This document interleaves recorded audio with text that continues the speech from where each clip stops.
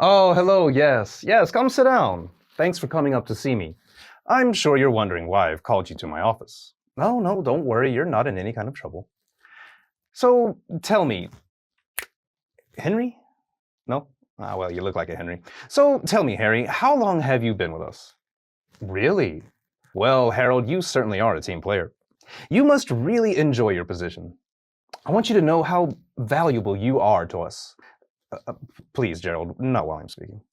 I asked you to come here because I've been thinking about how I got to my position. I wasn't always where I am now, of course.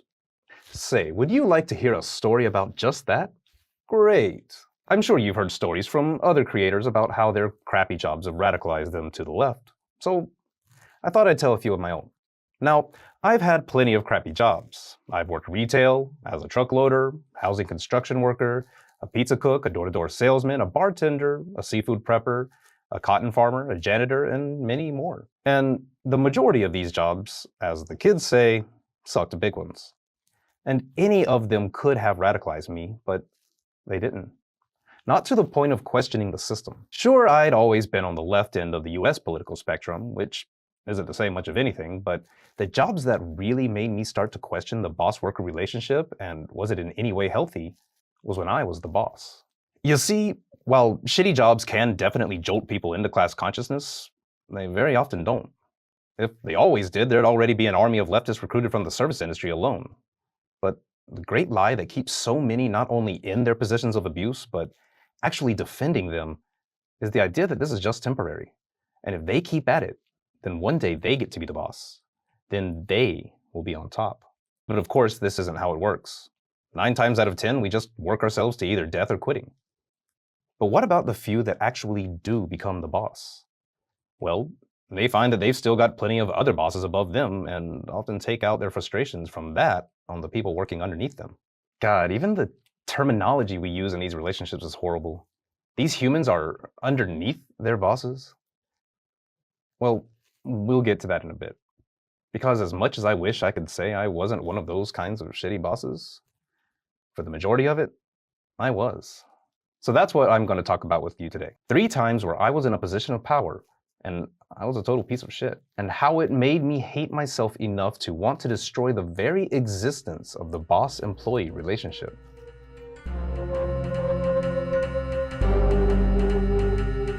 Back in my first year of college, I went to a school that didn't offer dorms. Not that I was thrilled about dealing with an anxiety disorder around hundreds of college jackasses 24/7 anyways, so I got an apartment with 3 college jackasses instead. To afford rent and those other frivolous treats like food and bills, I got a job at the nearby movie theater, which was a chain called Carmike Cinemas. I was a doorman.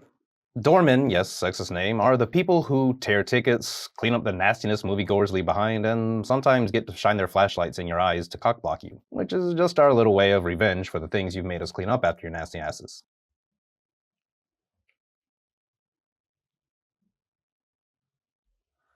We were basically minimum wage janitors, but the job was pretty easy and nobody really bothered us as long as the theater stayed clean, which, even though the pay sucked, would have been fine. Until I made my first huge mistake. I took a position as an assistant manager. Now, this particular location was also a district office for 4 states, so it was a rather big theater and had around 10 assistant managers, so I wasn't that big of a deal. That being said, I had the power to make other college and high school students hate their work lives entirely. And I wish, I really, really do, that I could say I didn't do just that on more than one occasion. I was taken under the wing of the assistant general manager. I was a naive 18-year-old kid, so I copied what I was shown. I'd like to say that I didn't know any better, but even 18-year-olds can tell when someone's being a dickhead or not. He showed me how to be a proper manager. Proper here meant not only an iron fist, but a sense of arrogance and bravado to make sure that the staff, whom I previously would gripe together with about management, those who are now beneath me, never thought of me as a friend. And to that end, it did work. The staff hated me, but they did what I told them. And in my mind, what I told them was the right thing. After all, I was given this position because I knew better than them, right? Right? One punishment at my discretion was to make the doorman work in concession. And, imagine being a kid already working in concession, knowing that the job you got stuck with for the same minimum wage is considered a punishment to others. It did indeed suck. We were always understaffed since it was the general manager's job to pay as few as possible to maximize profits, so there were always lines across the lobby of people waiting to get their massively overpriced popcorn and drinks. And the people were always outraged about this because for some reason watching a movie with a giant bag of lard-covered salt pops is a matter of life and death. At least a few times a month, we literally had high school kids who would pass out from exhaustion in the middle of serving customers. Customers who felt nothing but rage and contempt for them.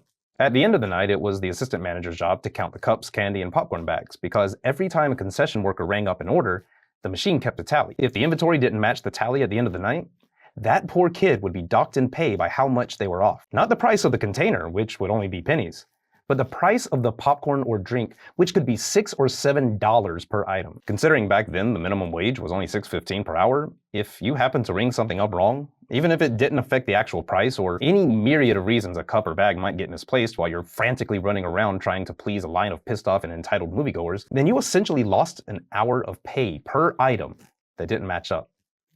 It was entirely possible to work a grueling 8-hour shift and come out with less pay than you started with. I never felt good about calling an employee into the office to tell them this, which of course was multiple times every night. I mean, all things considered, I was just an employee too. But I did it because that was my job. I used the same excuse so many bosses cling to for self-righteousness. I was just doing my job. I chose to keep my paycheck safe and secure by making sure people getting paid less than me were sacrificed to the altar of company profits. There was one Saturday night I finally realized how far I'd fallen down the rabbit hole of arrogance and covering my own ass. On weekends, the theater would hire off-duty police officers moonlighting as security. Mostly their jobs were to get free drinks and stand around talking to management. There was one particular officer, we'll call him Officer Penis Tip, who was of a quite short stature, hence why he's only the tip, but he made sure to compensate for this with pure, toxic masculine rage. On this Saturday night, we were of course packed and there were of course pissed off customers. As I was talking to Officer Penis Tip, a customer came up to me to complain about the long wait, which was nothing unusual. He was pretty irate, but still within acceptable manners, except that he happened to be a younger person. Maybe a high school-age kid. Oh, and he was also black. So, of course, Officer Penis Tip gallops over and tells him in a less than polite tone to back off. The kid, understandably annoyed with Penis Tip's unnecessary and obviously racist profiling, told him to leave him alone. So Penis Tip throws a napkin on the ground and tells the kid to pick up the litter. The kid, of course, said no, so Officer Penis Tip told him that if he didn't, he'd be arrested for littering. Even though there were all kinds of nastiness all over the floor already, everyone had stepped on a theater carpet. Also, we both saw the cop literally throw the trash on the ground. The kid, rightfully pissed off, begrudgingly bends over to pick up the napkin. When he does this, Penis Tip spots a pocket knife in the kid's back pocket. Now, as far as I'm aware, it isn't illegal to, carry a closed pocket knife in your pocket, as the name would suggest you should do. But it was enough of an excuse for Penis Tip, which is obviously what he was hoping for in the first place. So he slams the kid to the ground, breaking his nose and splattering blood all over the floor, then arrests him for having a weapon, which again was a small, closed pocket knife in his back pocket. While all of this happened, I watched and did nothing. Another customer, who could have been the kid's mother, even angrily asked me if I was going to do something about this. I said, "What can I do? He's the police." Even though he was off duty and on our salary and committing a crime. After the ordeal was over with, Penis Tip comes back over to me, as smug as an anthropomorphic inflated scrotum could possibly be, and told me, "There's no need for thanks. We have to look out for our own." To be honest, few words have shook me as much as those did, except for one time that we'll get to later. But maybe a part of me should thank him. I went home that night thinking long and hard about my position, my power, and the abuse it allowed me. I came back 2 days later and put in my 2 weeks notice. 1 week later, the general manager suddenly asked me for my keys and had me escorted out by none other than Officer Penis Tip. The only reason the general manager gave me was, "We can't have you trying to steal or slack off on your last day. Just a little heads up for your last day, Jim. Not that you'd ever leave us."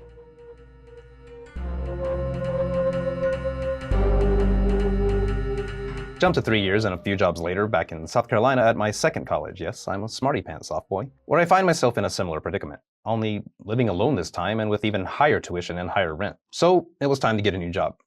Basically, I've been working since I was 15 and spent my entire time in college working 60 hours a week on top of school. This time, I got a job at Carmike Cinemas. Oh, sorry, there must have been a problem with the Victrola over there.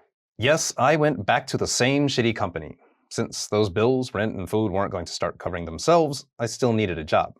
And while I hated who I'd become there, for what the job expected, I was really good at it. And theater work is mostly at night, leaving most of the day for school. Besides, this was in a different state, didn't use any cops, and it wasn't a district office, so I figured things might work out differently. Honestly, from the state of things when I visited, it looked like nobody gave a shit about anything at all, so I figured it was perfect for me. I got hired directly into management this time because evidently they hadn't been able to keep any assistant managers for long, which, should have been a huge red flag. This time, I was hired as the assistant general manager, which was mostly like my old job, but now I could hire and fire people, had access to the safe, and talk directly with corporate. Now I want to take a sec here and state that I never actually wanted any of these responsibilities, but I'd be lying if I said there wasn't some part of me that liked knowing that I had that kind of power.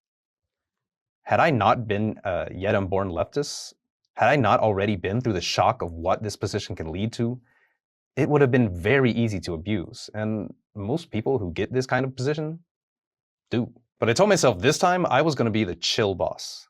The boss the employees liked and knew was on their side. The buddy who could fire me but won't. And for the most part, that's how it went. As long as the employees did their jobs well enough to keep the heat off my back, I didn't bother them in return. But even after building up a reputation as the cool manager, I still never made any real friends at the theater. None of them ever truly trusted me. I hadn't realized it at the time, but even if I was their buddy, that who could fire me meant a lot. Even if you're pretty sure your boss wouldn't ever fire you, they still could. They still wield power over you and your livelihood that you don't have in return over them. And that power imbalance means you and your boss are never equal. This was never more apparent than with my boss, the general manager, Rick. Rick was a laid-back, fun-loving sort of guy, and it made him really easy to stomach as a boss, as long as everything was going his way. Need to come in late? No problem. He wasn't even dressed for work himself. Wanted to duck out for a quick smoke or fresh air? Sure, nothing ever happens around here anyways. The safe is $2,000 short? Well, let's keep that between us until it gets all sorted out, all right? Yes, the safe consistently came up short, with an ever-growing deficit. This was among countless other things I was a part of that I didn't really notice until it was too late. I was counting the safe because he didn't come in that day. I'd take calls with corporate for him because he just couldn't be found at the right time. Although this did allow me to get some interesting dirt, such as how Carl Patrick Sr., the founder and CEO of Carmike, had no problem using the N-word on call, and once fired someone in corporate solely because they didn't vote for George W. Bush. Eventually, it turned out to not even matter how much money was missing since we were robbed at gunpoint. When I say we were robbed at gunpoint, what I mean is I was robbed at gunpoint. With a gun pointed in my face, I led the robbers to the safe and gave them all the money. Because while I wasn't class conscious yet, I understood enough to know I wasn't going to die for a corporation's money. After the robbers left, I waited for a while and untied myself. Note to all robbers out there, extension cords are like the easiest thing to get out of. But I wasn't interested in trying while they were still there. Because of, the guns. After untying myself, I did what everyone always says you're supposed to do. I called the cops. The cops showed up and I came out to explain what happened, which was when they immediately put me in handcuffs. They said that they didn't trust that I wasn't in on the robbery. And I guess I get being cautious, but I'm the one who called them. They kept me detained while they searched around the building and the dumpsters to make sure I hadn't stashed the money somewhere. And only released me once they decided either I was innocent or they didn't have enough to pin on me. This obviously could have been handled better, but I am 100% sure it could have gone a lot worse. And my skin color was a definite factor in that. The robbers had also taken my wallet, and therefore knew my address, so I asked the cops to not release any info about me, to which they said there was nothing they could do to withhold that information. When our district manager, however, asked them not to release how much money was stolen, well, that they could manage just fine. Because, as Officer Penis Tip had said years before, they have to protect their own. Quite simply, capital is more important than lives. That should be easily apparent if you pay attention to, well, anything. If someone gets shot in a poor part of town, it's often not even worth calling the police. But if you rob a business, just watch how many cops show up. Because capital must be protected at all costs. But I was somewhere in the middle. Sure, it was my duty to look after the company's money, as it was my duty to call the cops, but in the end, I wasn't a holder of capital. I wasn't the one worth protecting, and for all the chill attitude of my boss, none of that mattered when it came to deciding where the blame was to be dropped. I bet you can guess what happened next. It was decided that I could have, somehow, handled the situation better. Apparently, my job description included die-harding a few gunmen should the company's money ever be threatened. But my boss made sure to let me know just how really, really sorry he was about having to let me go. And he'd be down to grab a beer sometime. I never did, of course. Because I'd just been sledgehammered in the face by the exact same facade I was trying to play off on my staff. No matter how laid back and easygoing he was, as my boss, he had always held the power over me. And when it affected him, he had no problem using it. And no amount of chumminess or attaboys would have changed that.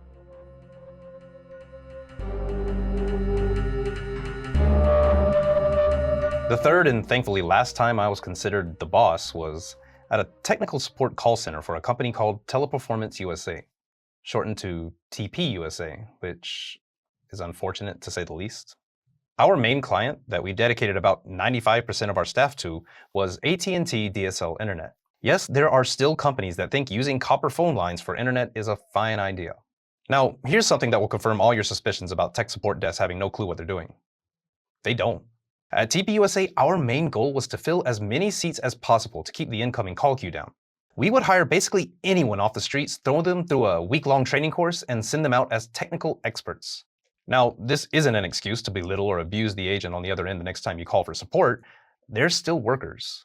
They came looking for a job because they need to eat as well. It's not their fault that they're not given adequate training, support, or pay. So the golden rule still applies. Don't be a dick to workers. I worked on the phones for about a year, handling every kind of abuse you can think of from customers as well as my supervisors, until I was finally promoted to supervisor myself. Again, not exactly thrilled about being in such a position of power imbalance, but every agent could tell you that being on the phones sucked. Hard. So I took the supervisor position. Again, I told myself I'd be a more laid-back boss, but again, I still held power over my agents that they didn't have over me. Because every time the boss will save themselves before the workers. And as much as I like to think I wasn't any different. Agents had to keep what was called an AHT, average handling time, to a very narrow margin. Go over the expected AHT for the week, and you got written up for taking too long on your calls. Go under the week's AHT, and you get written up for not satisfying your customers. This is all while being forced to use impossibly complex and asinine flowcharts that you had to follow exactly, even if you already knew what the problem was. So if you ever feel like tech support is just doing anything to get you off the call, that's because they are. Of course, almost none of this was actually within the agent's control, since someone might call in with a super complex problem where you follow all the exact steps you're supposed to, and 2 hours later you find out they had their modem plugged into their toaster. Or sometimes someone might call in just because they forgot their password. There was very little the agents could actually control to maintain a decent average. But if they didn't meet it, it was my job to write them up. If I didn't, then I'd get written up. And, well, that wasn't going to happen, right? I mean, come on. I can't stress enough how much of a power imbalance that there really was in this position. Because this was a center with over 400 agents and 30 supervisors logged in at any given time, it was very easy to get away with things as a supervisor. I would watch movies at my computer or screw around in the break room for hours while on the clock. I once came into work, logged in, and then went to a bar for 6 hours while getting paid. Now, in a vacuum, I have no problem with any of this. If you can get away with slacking off or getting free money out of your job, you have not only the right, but the responsibility to do so. Trust me, they're keeping more from you than you could ever keep from them. But while I was slacking off, the agents had no power to do the same. Every agent was closely monitored to make sure they were handling the calls quickly, but also not too quickly, but also making sure no one was waiting in the queue. So while I was slacking off, it was also my job to penalize them for doing anything close to the same as I was doing. Managers will tell you they took the job for pay or benefits, or if they have a particularly high level of bullshit, even to make the workplace the best it can be. But every one of those is a lie. Managers took the job for the sense of power, and that power comes at the worker's sacrifice. Eventually, I worked my way up to Activations Manager, which meant I was responsible for monitoring and controlling the incoming call queue of the entire center. My main and holiest of priorities was keeping down the wait times for customers on hold. Now, there's a variety of ways to do this, from getting agents to find any excuse to say they can't help and hang up, to flat out lying to customers and saying the problem was fixed, to denying agents bathroom breaks. Yep, if you were on the support floor, you had to hold it and keep taking calls until there were no more customers in the queue, which could be literally hours, possibly even your entire shift. It was exactly one of these situations one day when an agent called my desk to say he was taking a bathroom break. There was a queue, so I told him to get back on the phones. Being a human who required periodic opportunities to relieve himself, he told me that he'd been waiting all day, so he was going to go anyways. That's just what he did, and so, being a dutiful follower of company rules and all-around garbage souffle, I had a write-up waiting for him when he got back. He told me, rightfully so, that punishing someone for taking a bathroom break for an 8-hour shift is pure bullshit. In response, and I can't state enough how much of a prime grade A shitwaffle I was, I wrote him up again and told him he was being insubordinate to his superior. Just want to pause for a moment and let the absolute ghoulishness of that statement sink in. He then shouted at me one of the most profoundly life-altering statements anyone could ever throw at me. He asked me, "What the fuck makes you my superior? Nobody but God is my superior. You have to shit just like I do." At that particular moment, I didn't get it. Of course I was his superior. He worked under me, therefore I was over him. And he had to do as I said. But you don't have to be any level of religious to get his point. He was right. He was beyond right. He was righteously audacious. Who the fuck made me his superior? Some other asshole who decided I was good at bossing people around? Someone who was greedy enough to hoard a bunch of money and now gets to say who is above others? What amount of blinders, what amount of pure arrogance lets someone think that because they were given a title, there are other humans that are subservient to them? Who the hell was I? Who the hell are any of your bosses that they can hold power over your life? The simple answer is they aren't superior to you. I wasn't superior and still am not superior to anyone. The more complicated answer is we're stuck in a system that forces us to follow the orders of a few people given positions of pretend elevation over us. Because if we don't, then we don't get to have a home or food. And I want so badly to tell you to be righteously audacious to your boss every chance you get. But you can't do that. You'd risk your home and food. But that doesn't mean we're all just screwed. You, the individual you, can't just tell your boss to suck a light socket. But there are always more of you, the plural you, than them. And if the plural you happen to be organized, say into a collective, well, that might just shift who has the power. So, why am I even telling you any of this, Jeff? Because the truth is, I'm not actually your boss. Nor have I been anyone's boss for quite some time now. And I couldn't be more happy about that. Of course, I'm sure this doesn't come as a surprise to you, George. You're fictional after all. Either way, there's 3 times I was a massive shit-gibbon, and how being said shit-gibbon made me realize how completely disgusting and abusive a system that thrives on power imbalance truly is. If you're currently someone's boss, ask yourself what kind of hits are you willing to take to balance that power? What would you sacrifice to ensure those you're given power over are no longer beneath you? You might find it harder than you think to reconcile those. And you might find yourself asking the same thing that I did. If my job is to hold power over others, then why the hell do they need me?